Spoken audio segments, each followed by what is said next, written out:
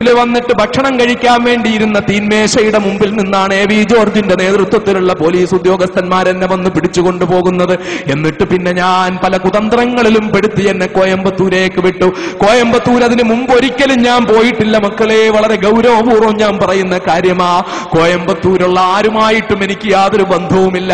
അതിനു മുമ്പ് ഞാൻ ബോംബെയിൽ പ്രസംഗത്തിന് പോയിട്ടുണ്ട്. ദുബൈയിലും അബുദാബിയിലും ഷാർജയിലും മല്ലൈനിലും റാസൽ ഖൈമയിലും ഫുജൈറയിലും ഖത്തറിലും ഒക്കെ പ്രസംഗിച്ചിട്ടുണ്ട്. അതുപോലെ യു പിയിലെ മുലായം സിംഗ് യാദവിന്റെ തെരഞ്ഞെടുപ്പ് പ്രചരണ യോഗത്തിൽ ഞാൻ പോയെന്ന് പ്രസംഗിച്ചിട്ടുണ്ട്. പക്ഷേ ഒരിക്കലും ഞാൻ കോയമ്പത്തൂര് പോയിട്ടില്ല. മലയാളികൾ തിങ്ങിപ്പാർക്കുന്ന അവിടെ പ്രസംഗത്തിനോ അല്ലാതെയോ ഞാൻ കോയമ്പത്തൂര് പോയിട്ടില്ല. ആദ്യമായി ഞാൻ കോയമ്പത്തൂരേക്ക് പോകുന്നത് എന്നെ കൊണ്ടുപോയി അറസ്റ്റ് ചെയ്ത് കൊണ്ടുപോയി പോലീസ് ഉദ്യോഗസ്ഥന്മാര് കോയമ്പത്തൂര് സെൻട്രൽ ജയിലിന്റെ അകത്തളത്തിലേക്ക് കൊണ്ടുപോകുമ്പോഴാണ് ഞാൻ കോയമ്പത്തൂര് പോകുന്നത്. അങ്ങനെ കോയമ്പത്തൂർ ജയിലിൽ ഞാൻ അടയ്ക്കപ്പെട്ട്, കോയമ്പത്തൂർ ജയിലിന്റെ ഏകാന്തതയിൽ ഞാൻ അടയ്ക്കപ്പെട്ട്. പക്ഷേ 2 ദിവസം കഴിഞ്ഞപ്പോഴേക്കും ആദ്യത്തെ 1-2 ദിവസം കുറച്ച് അസ്വസ്ഥത ഉണ്ടായെങ്കിലും പിന്നെ ഞാൻ ഫ്രീ ആയി. കാരണം ധാരാളം തടവുകാരുണ്ട്. 17 വയസ്സുള്ള കുട്ടികൾ മുതൽ 60 വയസ്സിന് മേളിലുള്ള സഹോദരന്മാർ വരെ ഈ കേസിൽ അറസ്റ്റ് ചെയ്ത് ജയിലിൽ അടയ്ക്കപ്പെട്ടിട്ടുണ്ട്. അവരിൽ പലർക്കും അലിഫ് എന്ന അക്ഷരം എഴുതാനറിയാത്ത സഹോദരന്മാരാണ്.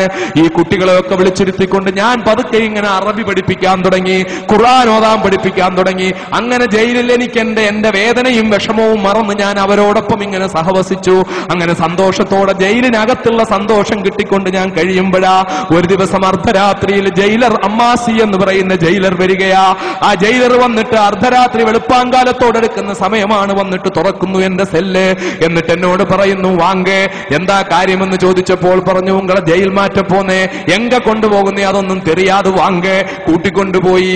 ഞാൻ പറഞ്ഞു ഞാൻ വരമാട്ടെ. ഞാൻ അന്ന് മലയാളമാണ് പറയുന്നത്, തമിഴറിയില്ല, ഞാൻ വരൂല്ല.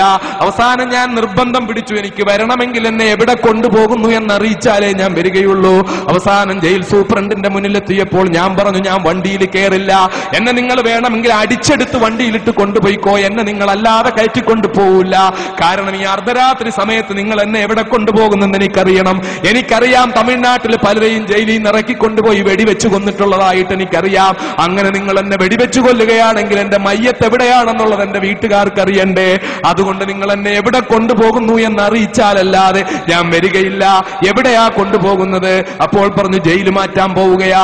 ഏത് ജയിലിലേക്കാ മാറ്റാൻ പോകുന്നത്? അതിപ്പോ ചൊല്ല മുടിയാതെ പറഞ്ഞേ പറ്റൂ, എങ്കിലേ ഞാൻ വരികയുള്ളൂ. ഏത് ജയിലിലേക്കാ എന്നെ കൊണ്ടുപോകുന്നെന്ന് അറിയാനുള്ള അവകാശം എനിക്കുണ്ട്, എന്നാലേ ഞാൻ വരികയുള്ളൂ. അവസാനം പറഞ്ഞു, സേലം ജയിലിലേക്കാ കൊണ്ടുപോകുന്നത്.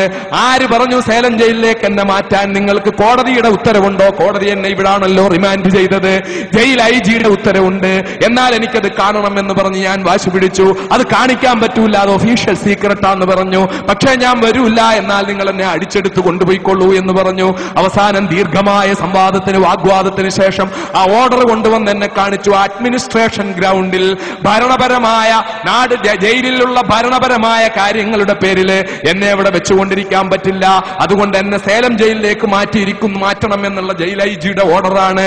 ഓർഡർ കണ്ടു കഴിഞ്ഞപ്പോൾ പിന്നെ ഞാൻ പോകാൻ തയ്യാറായി. ഞാൻ പറഞ്ഞു, ശരി, ഞാൻ ഇനി ബാക്കിയെല്ലാം കോടതിയിൽ നോക്കിക്കൊള്ളാമെന്ന് പറഞ്ഞിട്ട് ഞാൻ നേരെ വണ്ടിയിൽ കയറി. എന്നെ നേരെ കൊണ്ടുപോയത് സേലം ജയിലിലേക്കാ. ഇന്ത്യയിലെ ഏറ്റവും വലിയ പണിഷ്മെന്റ് ജയിലാ മക്കളെ, ഇന്ത്യയിലെ ഏറ്റവും വലിയ പണിഷ്മെന്റ് ജയില്. ആ ജയിലിൽ എന്നെ കൊണ്ടുപോയിട്ട് ജയിലിനകത്തേക്ക് എന്നെ ഇങ്ങനെ കൊണ്ടുപോവുകയാ. ഓരോ സ്ഥലത്തേക്കും അന്ന് ഞാൻ വീൽ ചെയർ ഉപയോഗിക്കില്ല, എന്ന് എനിക്ക് നടക്കാൻ കഴിയുമായിരുന്നു, എനിക്ക് കൈപിടിച്ചിട്ട് നടക്കാൻ പറ്റുമായിരുന്നു, ആരോഗ്യമുണ്ടായിരുന്നു. പിന്നീടാണ് ഞാൻ ഇങ്ങനെ ശോഷിച്ച് രോഗിയായി വീൽ ചെയർ ഇല്ലാതെ മൂവ് ചെയ്യാൻ പറ്റാത്ത അവസ്ഥ വന്നത്. അങ്ങനെ എന്നെ കൊണ്ടുപോയി ജയിലിനകത്തുകൂടെ നടത്തി കൊണ്ടുപോയിട്ട് ഒരു ഗേറ്റിന്റെ മുന്നിൽ എന്നെ കൊണ്ടുപോയി നിർത്തി. അതിന്റെ മുന്നിൽ എഴുതിയിട്ടുണ്ട് ഹൈ സെക്യൂരിറ്റി ബ്ലോക്ക് എന്ന് എഴുതിയിട്ടുണ്ട്. ആ ഗേറ്റിനോട് ചേർന്ന് നിൽക്കുന്ന മതിൽ വലിയ മതിലാകാശം മുട്ട നിൽക്കുന്ന പോലത്തെ മതിലാണുള്ളത്.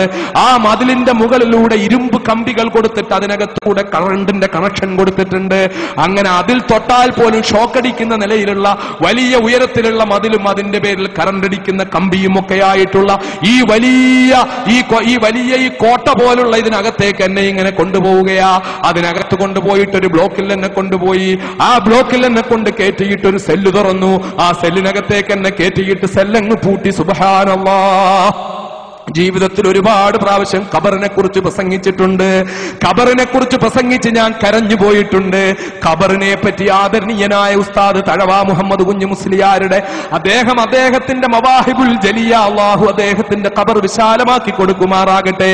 ആ മഹാനുഭാവന്റെ മവാഹിബുൽ ജലിയ എന്ന പുസ്തകത്തിൽ ഖബറെന്നു കേട്ടാൽ തൽക്ഷണം ഞെട്ടേണ്ടതാ, കണ്ടാലുടൻ വാവിട്ടു നീ കരയേണ്ടതാ, മേടയ്ക്കു പകരം മാളമാ സുബ്ഹാന, റബ്ബി അതിൽ കിടക്കേണ്ടതാണ് സുമാന തുടങ്ങിയ വരികൾ വായിച്ചിട്ട് കണ്ണു നിറഞ്ഞു പോയിട്ടുണ്ട്. വിനീതനായ ഞാൻ പലപ്പോഴും അത് വായിക്കാറുണ്ടായിരുന്നു. ആ മവാഹിബുൽ ജലിയയിലൂടെ ഖബറിനെ കുറിച്ച് വായിക്കുമ്പോഴും ഖബറിനെ കുറിച്ച് വേദിയിൽ പ്രസംഗിച്ച് ശ്രോതാക്കളുടെ കണ്ണു നിറയ്ക്കുമ്പോഴും ഒന്നും ഖബർ എങ്ങനെ ഇരിക്കുമെന്ന് എനിക്ക് ഒരിക്കലും തോന്നിയിട്ടില്ല. പക്ഷേ ഈ സെല്ലിനുള്ളിലേക്ക് എന്നെ കൊണ്ടിട്ട് പൂട്ടിയപ്പോൾ എന്താ അവസ്ഥയെന്നറിയോ? 8 അടി നീളം മാത്രമുള്ള 4 അടി വീതി മാത്രമുള്ള ഇടുങ്ങിയ സെല്ല്, ഒന്ന് നന്നായിട്ടൊന്ന് നിവർന്ന് നിൽക്കാൻ പോലും കഴിയാത്ത സെല്ല്, അതിന്റെ മൂലയിൽ തന്നെ ഒരു ക്ലോസറ്റ് വെച്ചിരിക്കുക ബാത്റൂമിൽ പോകാൻ വേണ്ടിയിട്ട്.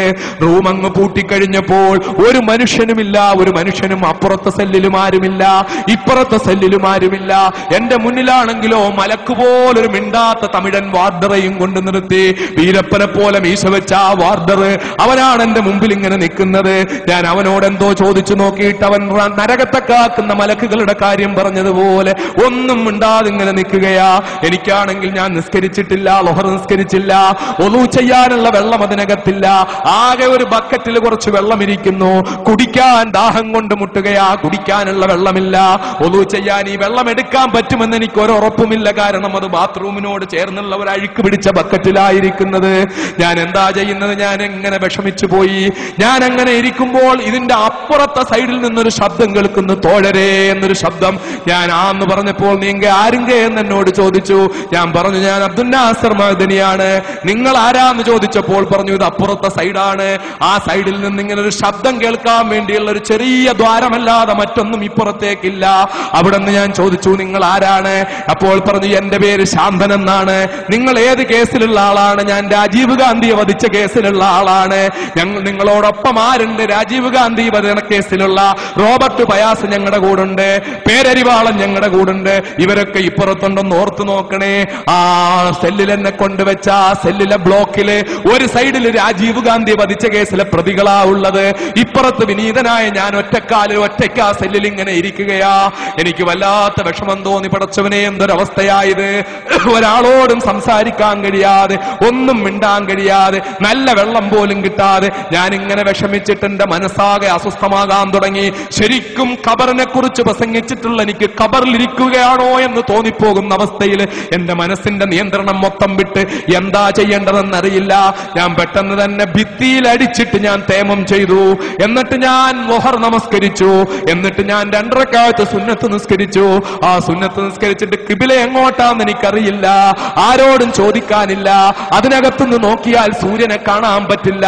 വളരെ ആകാശം മുട്ട നിൽക്കുന്ന ഭിത്തി മാത്രമാ കാണാൻ പറ്റുന്നത്. ഞാനൊരു ലക്ഷ്യം വെച്ചുകൊണ്ട് അങ്ങ് നിസ്കരിച്ചു. പിന്നെ മനസ്സിലാക്കിയത് ഖിബിലയല്ലായിരുന്നു എന്ന്. ഖിബിലയാണെന്ന് തോന്നിക്കൊണ്ട് ഞാൻ അങ്ങ് നിസ്കരിച്ചു. നിസ്കരിച്ചതിന് ശേഷം ഞാൻ റബ്ബിനോട് സുജൂദിൽ കിടന്ന് ദുആ ചെയ്തു, തമ്പുരാനെ എന്റെ ജീവിതത്തിലെ ഏറ്റവും വലിയ പ്രതിസന്ധി ഘട്ടമായത്. പടച്ചവനെ ഞാൻ ഇന്നുവരെ ഇങ്ങനെ ഒറ്റപ്പെട്ടിട്ടില്ല റബ്ബേ. ജീവിതത്തിന്റെ ഒരു ഘട്ടത്തിലും ഞാൻ ഒറ്റപ്പെട്ടിട്ടില്ല റബ്ബേ. ഞാനിപ്പം വല്ലാതെ ഒറ്റപ്പെട്ടു പോയി അല്ലാ. എന്റെ മനസ്സിനെ എനിക്ക് നിയന്ത്രിക്കാൻ കഴിയുന്നില്ല റബ്ബേ. അതുകൊണ്ട് അല്ലാഹുവേ നീ എനിക്ക് നിയന്ത്രണം തരാതെ പോയാൽ ഒരുപക്ഷെ ഞാൻ മനോരോഗിയായി പോകും. അല്ലാഹുവേ ആ ഒരവസ്ഥ നീ എനിക്ക് വരുത്തരുത്. ഒന്നുകിൽ എന്നെ നീ ഇവിടെ നിന്ന് എങ്ങോട്ടെങ്കിലും ആളുള്ളിടത്തേക്ക് മാറ്റണം, അതല്ലെങ്കിൽ ഈ അവസ്ഥയെ താങ്ങാനുള്ള ശക്തി നീ എനിക്ക് തരണം പടച്ചവനെ. റബ്ബിന്റെ മുന്നിൽ സുജൂദിൽ കിടന്നുകൊണ്ട് ഞാൻ ദുആ ചെയ്തു മക്കളെ. ആ ദുആയിൽ കണ്ണുനീരൊഴുക്കി. അതിനു മുമ്പ് ഒരിക്കലും ഞാൻ ഇത്ര ഹൃദയസ്പൃക്കായി കണ്ണുനീരൊഴുക്കി ദുആ ചെയ്തിട്ടില്ല. അത്രത്തോളം ഞാൻ ദുആ ചെയ്തു. ദുആ കഴിഞ്ഞ് എഴുന്നേറ്റിട്ട് ഞാൻ എന്റെ ബാഗിലിരുന്ന ചെറിയ ഖുർആൻ ഷരീഫ് എടുത്തു. ആ ഖുർആൻ കയ്യിലേക്ക് എടുത്തിട്ട് ഞാൻ ആ ഖുർആൻ അങ്ങ് മറിച്ചു. ആദ്യം കാണുന്ന ആയത്ത് എനിക്ക് സമാധാനം നൽകുന്ന ആയത്താകണേ അല്ലാ എന്ന് പറഞ്ഞുകൊണ്ട് ആ ഖുർആൻ അങ്ങ് മറിച്ചപ്പോൾ കുല്ലൻ യുസീബനാ ഇല്ലാ മാ കതബല്ലാഹു ലനാ ഹുവ മൗലാനാ വഅലല്ലാഹി ഫല്യതവക്കലിൽ മുഅ്മിനൂൻ. ബാധിക്കുമോൻ? നബിയെ അങ്ങ് പറയുക, തീർച്ചയായും നമുക്ക് ബാധിക്കുകയില്ല. ഇല്ലാ മാ കതബല്ലാഹു ലനാ. ആകാശഭൂമികളുടെ സംവിധായകനായ അല്ലാഹു റബ്ബുൽ ഇസ്സത്ത് എന്തൊന്ന് നിശ്ചയിച്ചിട്ടുണ്ടോ, എന്തൊന്ന് രേഖപ്പെടുത്തിയിട്ടുണ്ടോ, അതല്ലാത്ത മറ്റൊന്നും നമുക്ക്